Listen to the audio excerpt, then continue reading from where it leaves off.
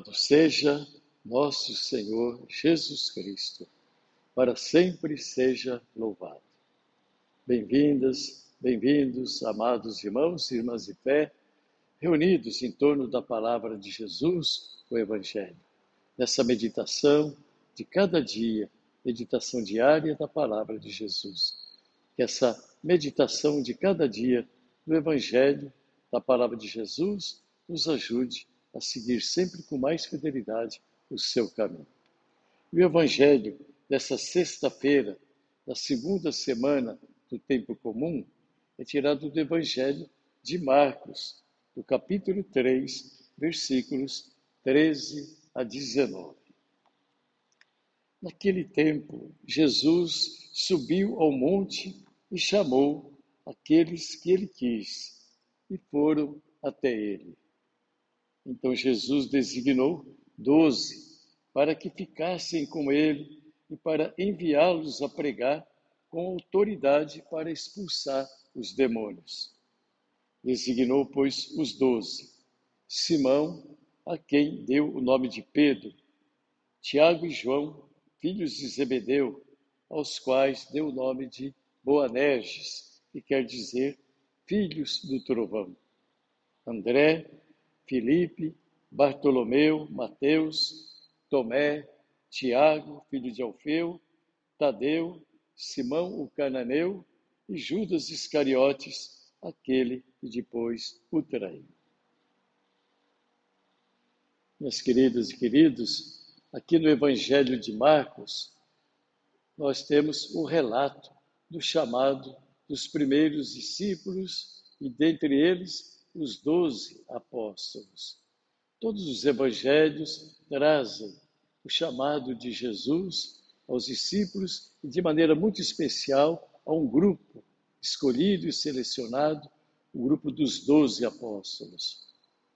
Em primeiro lugar, é muito interessante a gente refletir sobre esse número, 12. Jesus fez questão de escolher 12 dentre os seus muitos discípulos para significar que ele estava constituindo o novo povo de Deus.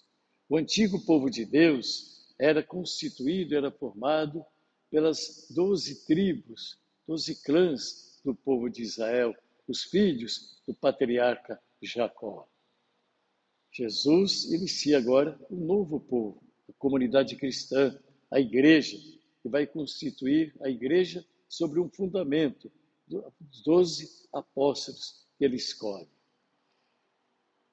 E aí diz que Jesus chamou aqueles que ele quis. Qual foi o critério de Jesus? Será que ele escolheu os melhores, os mais capacitados? Mistério. Deus escolhe aqueles que ele quer.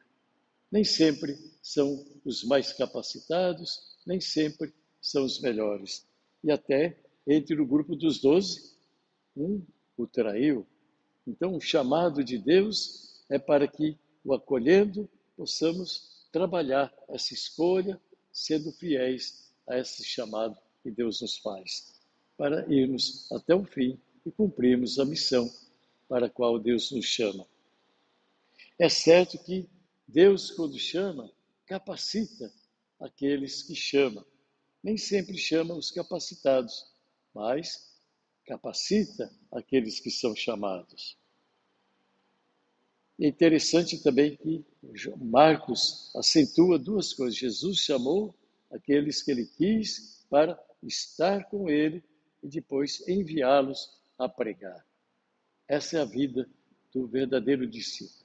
Estar com Jesus em primeiro lugar. O que significa estar com Jesus? É buscar a intimidade com Jesus, com a sua palavra, na oração, na escuta de Jesus, do seu Evangelho. Meditando cada dia, todos os dias, o seu Evangelho, a sua palavra, na meditação e na oração da palavra de Deus. Isso é estar com Jesus. É preciso, em primeiro lugar, estar com Jesus, para depois, sim, ele nos envia para pregar. Isto é, para dar testemunho de Jesus. De nada nos adianta adiantarmos o processo querer dar testemunho, pregar, anunciar, se nós não vivemos antes, dentro de nós, nossa prática de vida, nossa prática cotidiana.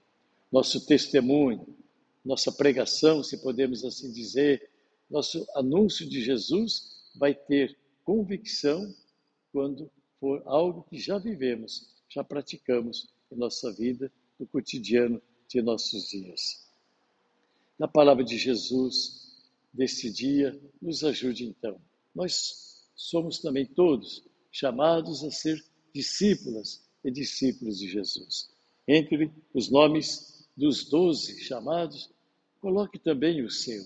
Você também foi chamado e é chamado por Jesus para ser discípulo e dar testemunho dele. Então, que você possa, cada dia, guardar um coração fiel à palavra, meditando, rezando, na intimidade com Jesus, depois com sua própria vida, dar testemunho dele, na sua prática de cada dia. Louvado seja nosso Senhor Jesus Cristo.